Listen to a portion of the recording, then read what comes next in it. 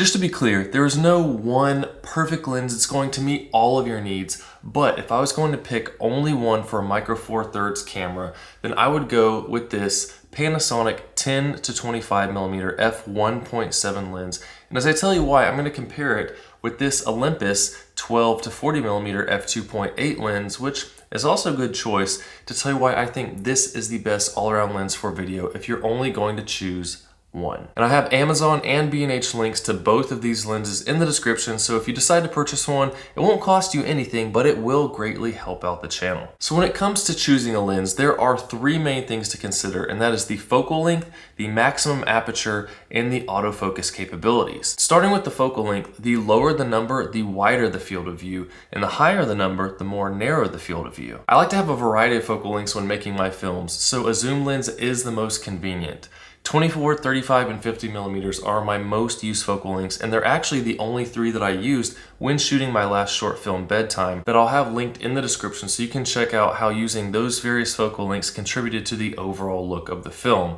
So let me know down in the comments what types of videos you plan on making, because that could possibly change my suggestion for you. But with this Panasonic 10 to 25mm lens, you pretty much get all those focal lengths in one package, because on a micro four thirds camera you have a 2x crop factor on your lens, and basically this means that your 10 to 25mm lens has an equivalent focal length of 20 to 50mm. And if you don't know what I mean by equivalent focal length, I have a video on camera crop factor also linked below that will explain it further for you. But the 20mm is plenty wide enough for you to be able to vlog with, so that won't be an issue for you if vlogging or other types of arm length shots is something that you'll be doing. The Olympus 12 to 40mm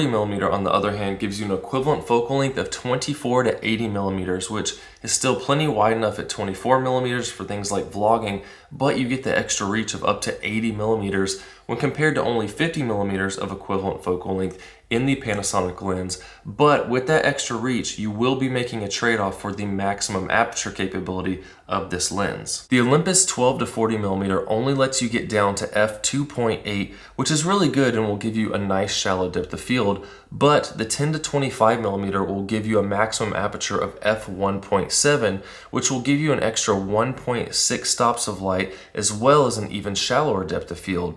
And if you don't know what I mean by stops of light, I have another video that'll help you understand how exposure works linked in the description as well. An important thing to keep in mind is that both of these lenses give you a constant maximum aperture, which means you can maintain that low aperture throughout the entire zoom range. Unlike something like a cheap kit lens, where here you can be at f3.5 at 18mm, but as you zoom in to 55mm, you have to go all the way up to f5.6 on the aperture, which can be very limiting on your creativity. The lower the maximum aperture of the lens, the shallower you can make the depth of field, which gives you a lot more control over the style of your shots. Another reason why this shallower depth of field is important is because of low light capabilities. When I'm shooting with my full frame camera, the sensor is much larger, giving it larger pixels and better low light performance that produces a clean image when only getting down to f2.8. But when shooting at f1.7 on a micro four thirds camera like the GH5, I still need to push the ISO all the way up to 3200 in a low light setting, which is really pushing it to maintain a clean image. But when only being able to use f2.8,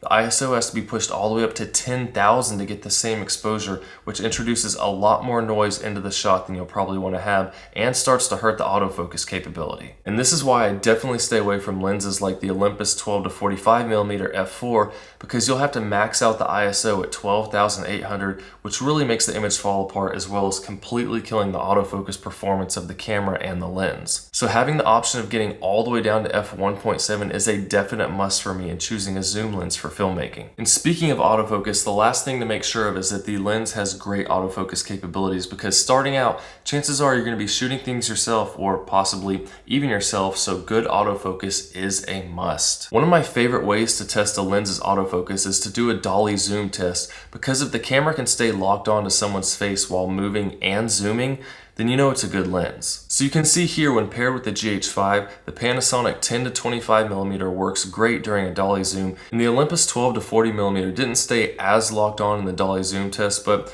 the footage would definitely still be usable. However, something to keep in mind is that the lens's autofocus capability is only as good as the camera's autofocus system, and unfortunately the GH5 still uses a contrast-based autofocus system, which really isn't that great, so I'd expect even better performance from newer Micro Four Thirds systems that have a phase detection autofocus like the new Olympus OM1. But both lenses had similar performance with a little hunting in my touch autofocus test for racking focus between multiple objects. But once again, this is based on the limitations of that contrast-based autofocus system of the GH5. And when testing the autofocus tracking, I noticed that the face detection had a really difficult time staying locked onto my face, but this is once again a limit of the GH5's autofocus rather than the lens, because both lenses performed the same in this test. When switching to the one area autofocus mode, the autofocus was able to detect and focus on me with relative ease when compared to the face detection mode. So once again, be sure to use a mode that you know will work well with your camera if there are limited autofocus capabilities. And just to make it clear, prime lenses will be sharper and more color accurate than a zoom lens in most cases,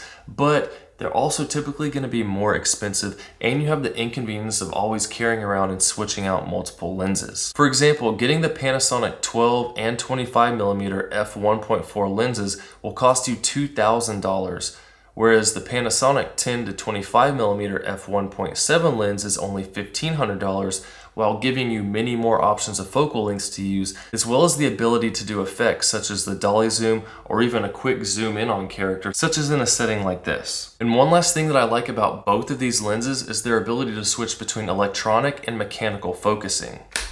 You have the ability to slide the focus ring down, revealing a focus distance scale that will give you consistent manual focus pulls for racking focus to various objects, as opposed to an electronic only system where the speed of your manual focus pulls is dependent on how quickly you spin the focus wheel. But if you're a little confused on what I mean by mechanical versus electronic focusing, I have another video explaining the systems in depth to help you better understand what I'm talking about. So I would definitely go with the Panasonic 10 to 25mm f1.7 lens, simply for the lower aperture and better low light performance. But if this is a bit too expensive for you, the Olympus 12 to 40mm f2.8 lens is still a good choice, but just be sure that you have plenty of light available if you are in a lower lighting scenario. But if you have any questions about either of these lenses, post them down in the comments below and I will help you out in any way I can. And well, I guess I won't be giving you a free lens, so in almost any way that I can. But I also have lots of playlists on the channel that will help you learn creative techniques so you can get the most out of your new lens and improve your videos